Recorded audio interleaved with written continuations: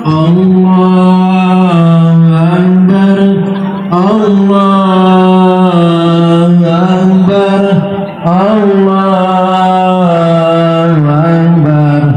La ilaha illallah, Allahu Akbar, Allahu Akbar, walillahil hamd. Pada hari yang insya Allah penuh berkah ini, perkenankan kami selaku panitia Hari Besar Islam Kadipuro Ngada untuk menyampaikan pengumuman. Imam dan khotib pada sholat Idul Fitri insya Allah akan disampaikan oleh Ustaz Tulus Prasetyo SKEP MBM, pengasuh dan pimpinan PPTI Az-Zakiyah. Kemudian untuk zakat fitri berupa beras terkumpul 1197,3 kg, fidyah 46 kg, total 1243,3 kg. Alhamdulillah telah disalurkan 915 kg untuk mustahik entak Kadipuro dan sisanya disalurkan keluar ke daerah yang membutuhkan. Semoga zakat Bapak Ibu sekalian menjadikan amal kebaikan bagi kita semua. Amin ya rabbal alamin. Kami selaku panitia mohon maaf yang sebesar-besarnya. Demikian pengumuman ini, atas perhatiannya kami ucapkan jazakumullah khairan katsira.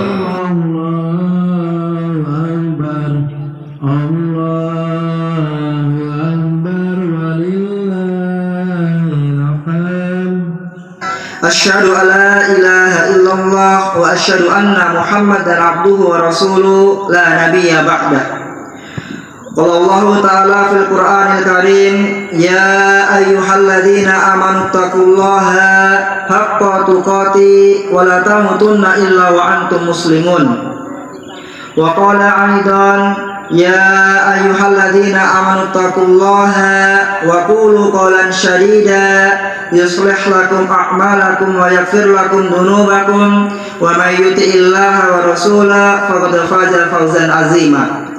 Wa qala aidan, ya ayyuhalladzina amanu hal adullukum ala tijaratin tunjikum min adabin alim tu'minuna billahi wa rasulihi wa tujahiduna fi sabilillahi bi amwalikum wa anfusakum dzalikum khairul lakum in kuntum ta'lamun.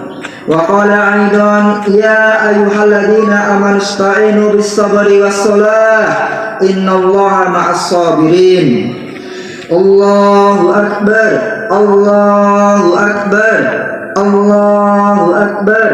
La ilaha illallah, wallahu akbar, Allahu akbar, walillahil hamd. Jamaah salat Idul Fitri yang dimuliakan Allah Subhanahu wa taala. Lebaran adalah momen indah, momen istimewa bagi keluarga kita semua. Pada hari bahagia penuh kegembiraan ini, segenap syukur kita haturkan, terlebih ketika kita telah selesai menunaikan ibadah Ramadan sebulan penuh lamanya, yang ditutup dengan semalam suntuk dengan pekik takbir dan tahmid kepada Allah Subhanahu wa taala.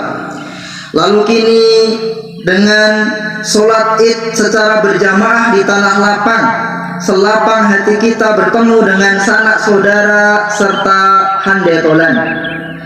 Mereka yang kita cintai datang dan pergi seraya mengucapkan taqabbalallahu minna wa minkum, mohon maaf lahir dan batin, sembari tersenyum tersungging di wajahnya.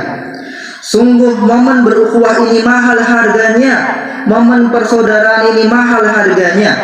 Tak sedikit yang mengeluarkan dana dan tenaga yang banyak, bahkan nyawa taruhannya dan resiko yang tinggi untuk bisa berkumpul kembali dengan keluarga, berukhuwah dengan saudara. Jamaah rahimani wa rahimakumullah, pandemi semakin menguatkan kenyataan bahwasanya dalam konteks yang lebih luas, dalam konteks yang global, kita saat ini lebih memerlukan ayat-ayat ukhuwah lebih membutuhkan ayat-ayat persaudaraan dan sangat merindukan ayat-ayat persatuan dibandingkan dengan yang lain.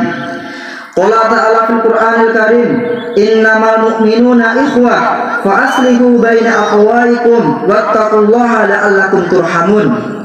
Orang-orang yang beriman itu sesungguhnya adalah bersaudara. Sebab itu damaikanlah antara kedua saudaramu dan takutlah terhadap Allah Subhanahu wa taala agar kita mendapatkan rahmat darinya. Al-Hujurat ayat 10.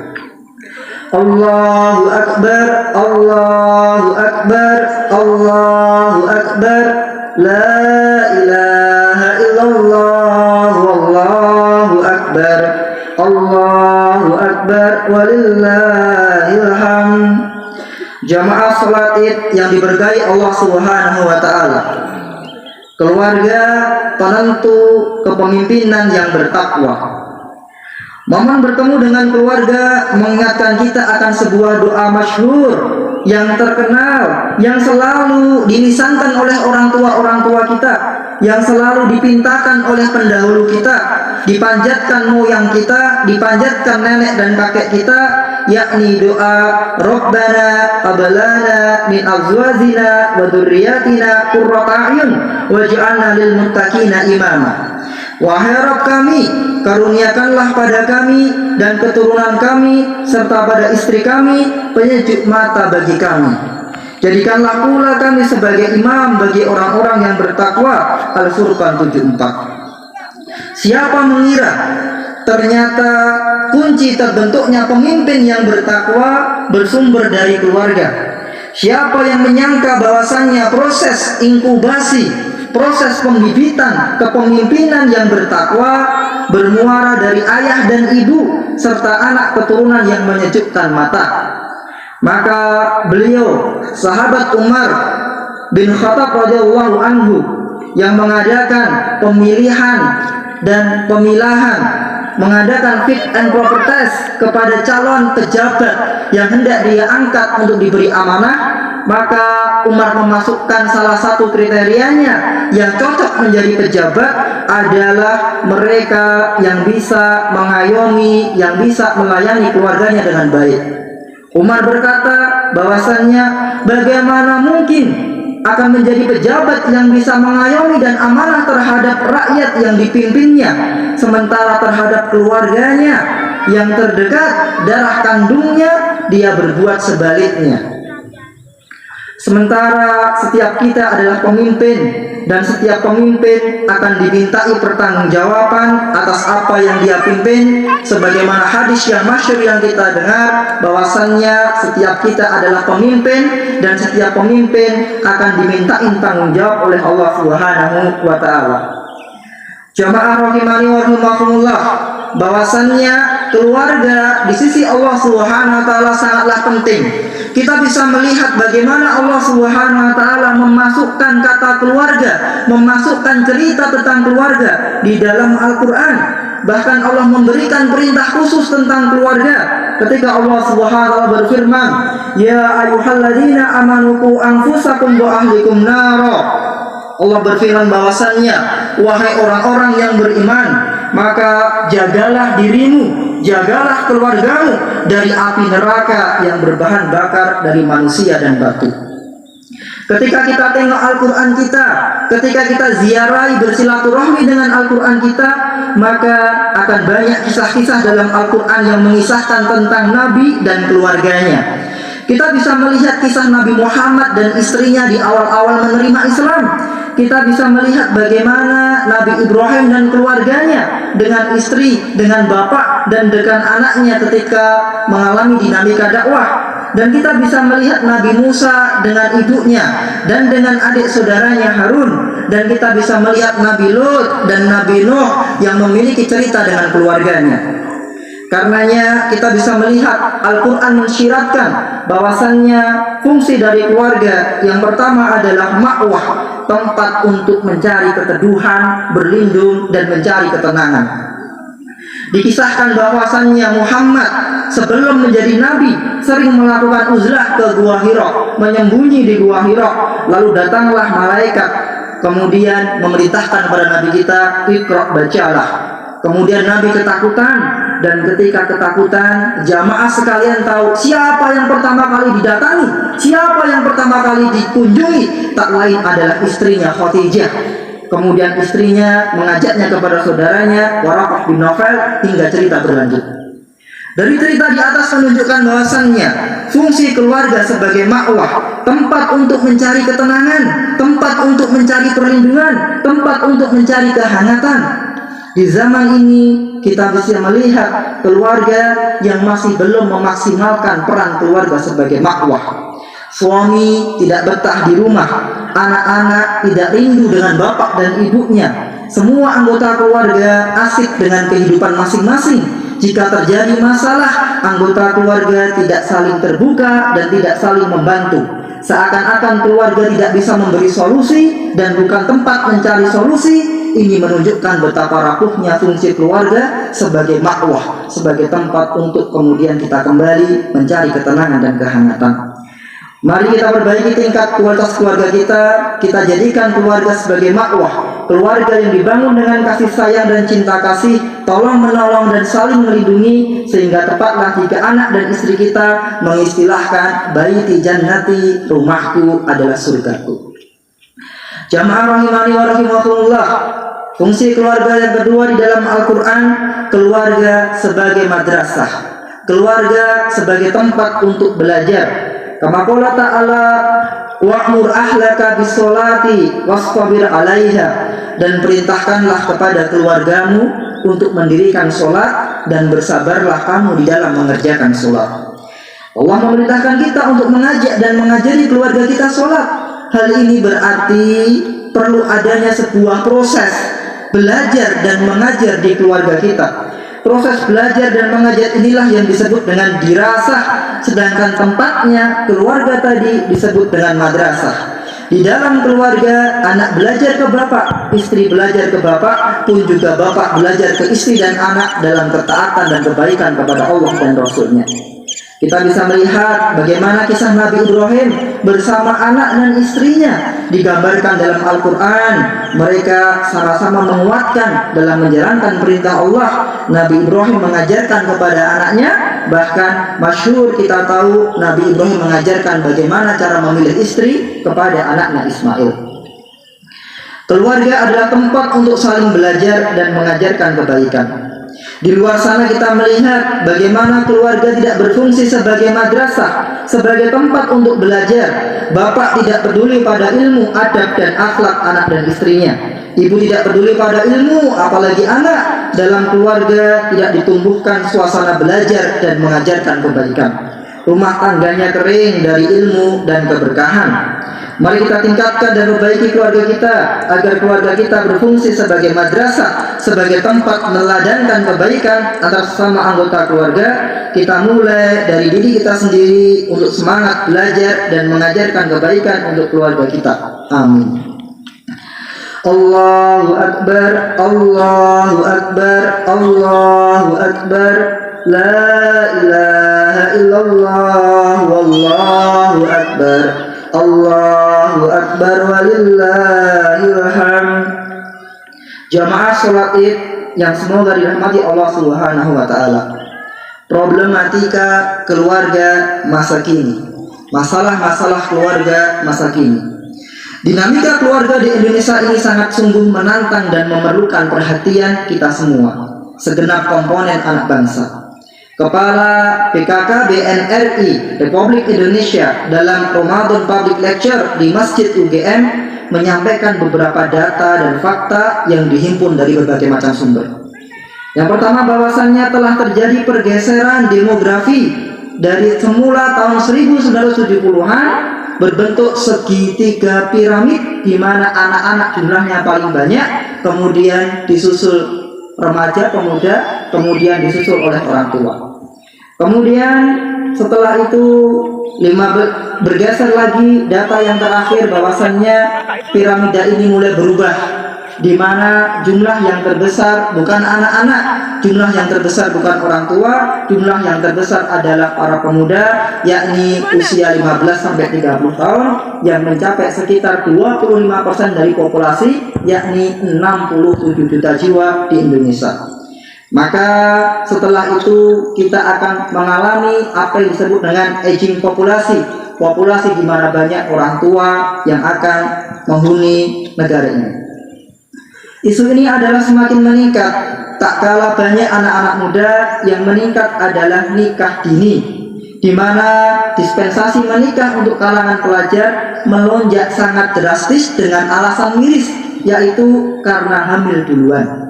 BKKBN telah melakukan survei di mana pada 20 tahun yang lalu kontak seksual pertama kali rata terjadi pada umur 20 sampai 21 tahun. Sementara survei terbaru kontak seksual pertama kali terjadi pada umur 15 sampai 17 tahun. Dan rata usia nikah pertama kali untuk perempuan 22 tahun dan untuk lelaki sekitar 25 tahun atau lebih. Mudahnya para remaja untuk berhubungan seks sebelum menikah sangat memprihatinkan.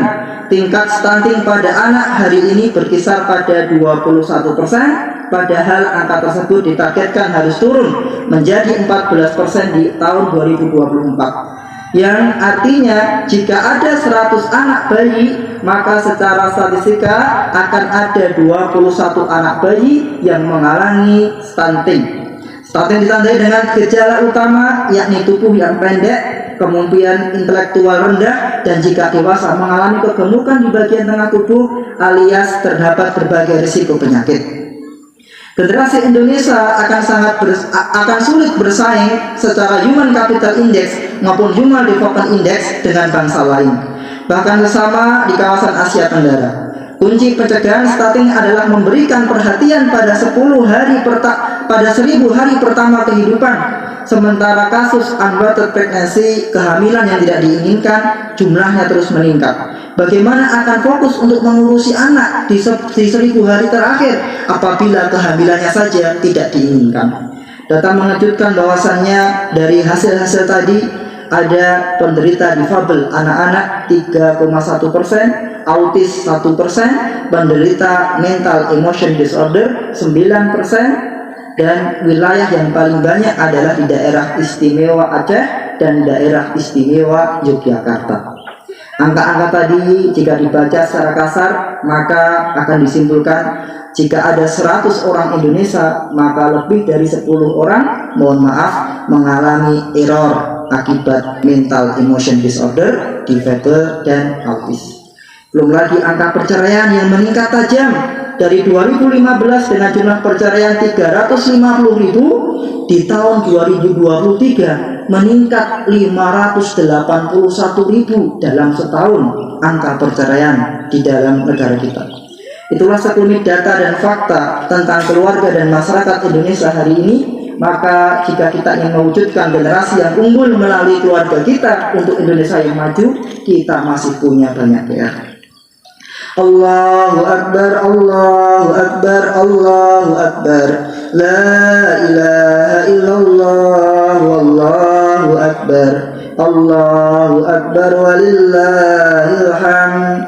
Jamaah sholat Id yang semoga Allah tinggikan derajatnya di sisinya, menumbuhkan sifat-sifat pemimpin di dalam keluarga. Sifat-sifat kepemimpinan dalam konsep Islam bukanlah sesuatu yang abstrak dan tidak aplikatif. Justru kita menyadari bahwa semua konsep Islam yang tertuang pada Al-Quran dan As-Sunnah kesemuanya adalah praktek real dan membumi yang telah dijalankan dengan baik sebagai uswatun hasanah kita Rasulullah SAW. Kemudian dijalankan oleh para sahabat dan orang-orang soleh setelahnya. Kita bisa menilik bagaimana sirah nabawiyah mengabarkan kepada kita bagaimana cara Allah Subhanahu wa taala menyiapkan nabinya, yakni Rasulullah diangkat menjadi nabi di usia 40 tahun, di mana masa-masa itu adalah masa-masa persiapan. Dan ketika kita lihat bagaimana Rasul mengemban tugasnya hanya sekitar 23 tahun. Ini menunjukkan bahwasannya Bapak Ibu sekalian, masa persiapan, masa i'dadut tarbiyah bil Islam, menyiapkan generasi dengan Islam bisa lebih panjang daripada misi atau daripada penugasannya. Persiapannya 40 tahun, tugasnya hanya 23 tahun. Di antaranya kita bisa melihat dalam 40 tahun itu Allah Subhanahu wa taala menyiapkan beberapa karakter kepemimpinan di dalam diri Rasulullah. Yang pertama adalah sidik atau jujur, berintegritas. Dalam kehidupan sehari-hari, karakteristik orang yang jujur digambarkan sebagai orang yang tidak suka berbohong, bisa dipercaya, dan gaya hidupnya lurus. Kebalikan dari sifat jujur adalah berdusta dan berkhianat. Yang kedua, sifat amanah, kredibel, mau diaudit, berarti bisa dipercaya. Pada Rasulullah selalu menjalankan tugas sesuai dengan yang diberikan Allah Ta'ala. Agar tugas itu dapat dilaksanakan, mereka selalu menjaga jiwa dan raga dari perbuatan-perbuatan dosa dengan melakukan tasfiyatun nufs, pembersihan jiwa, sehingga membuat orang-orang percaya kepadanya. Kemudian yang ketiga adalah fatonah, sikap cerdas. Dan yang keempat adalah sifat tabligh, yaitu menginspirasi orang lain. Allahu Akbar, Allahu Akbar, Allahu Akbar, la ilaha illallah, wallahu Akbar, Allahu Akbar, walillahil hamd. Jamaah yang semoga disayangi Allah Subhanahu wa Ta'ala, di penghujung khutbah ini, keluarga sebagai pembibitan pemimpin yang bertakwa. Demikianlah khutbah yang singkat ini mengingatkan kita semua akan nilai strategisnya struktur kecil dalam susunan kemasyarakatan, yakni keluarga, sebagai wahana untuk membibit kepemimpinan yang bertakwa. Kawah tandra di mukanya calon pemimpin masa depan. Jika kita sangat merindukan hadirnya sosok pemimpin-pemimpin yang bertakwa, berintegritas pada semua level kehidupan kita, pada semua level kepemimpinan kita, maka jawabannya terdapat pada kualitas dan ketakwaan keluarga masing-masing. Bahkan sejak sebelum mereka lahir, atau bahkan sejak prakonsepsi pernikahan, keluarga-keluarga yang awalnya seolah tidak berhubungan, ternyata secara garis besar mereka saling berhubungan, mereka saling berkait. Dari keluarga bertemu keluarga membentuk sebuah masyarakat, dari masyarakat membentuk sebuah bangsa dan negara.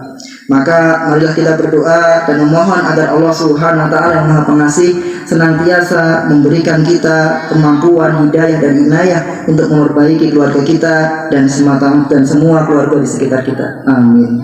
Innallaha wa malaikatahu yusholluna 'alan nabi ya ayyuhalladzina amanu shollu 'alaihi wa sallimu taslima. Allahumma sholli ala Muhammad wa ala ali Muhammad kama shallaita ala Ibrahim wa ala ali Ibrahim innaka Hamidum Majid. Allahumma barik ala Muhammad wa ala ali Muhammad kama barakta ala Ibrahim wa ala ali Ibrahim innaka Hamidum Majid. Allahumma ighfir lil muslimina wal muslimat walil mu'minina wal mu'minat al ahya'u minhum wal amwat innaka sami'un qarib. Rabbana hab lana min azwajina wa dhurriyyatina qurrata a'yun waj'alna lil muttaqina imama. Rabbana hab lana minal muslimin, Rabbana hab lana minal mu'minin, Rabbana hab lana minas sholihin, Rabbana hab lana minal mukhlasin, Rabbana hab lana minal mujahidin. Alhamdulillah ala ni'matil Islam, alhamdulillah ala ni'matil iman, alhamdulillah ala ni'matil hidayah, alhamdulillah ala ni'matil ukhuwah, alhamdulillah ala ni'matil jamaah. Allahumma ansurna ikhwanina muslimin wa muslimat, mu'minin wal mu'minat fi kulli makan wa fi kulli zaman.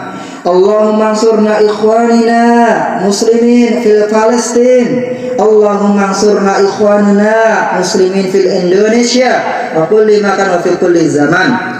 Allahumma ij'al hadha baladan Indonesia baladan mubarakah, Allahumma ij'al hadha baladan Indonesia baladan aminah, Allahumma ij'al hadha baladan Indonesia baladan mubarakah. Allahumma ighfir lana dunubana wa dunuba walidayna warhamhuma kama rabbayani shaghira. Allahumma ighfir lana dunubana wa dunuba walidayna warhamhuma kama rabbayani shaghira. Allahumma ighfir lana dunubana wa dunuba ikhwanina alladhina sabaquna bil iman wa la taj'al fi qulubina ghillan lil ladzina amanu rabbana innaka raufur rahim. Rabbana zalamna anfusana fa illam taghfir lana lanakunanna minal khasirin. Rabbana zalamna anfusana fa illam taghfir lana lanakunanna minal khasirin. Allahumma inna nas'aluka al-jannah wa nas'aluka ridhaka wa na'udzubika minan nar. Allahumma inna nas'aluka ilman nafi'a wa rizqan thayyiban wa amalan mutaqabbala. Rabbana atina fid dunya hasanah wa fil akhirati hasanah wa qina adzabannar walhamdulillahi rabbil alamin. Wassalamu alaikum warahmatullahi wabarakatuh. Allahu Akbar, Allah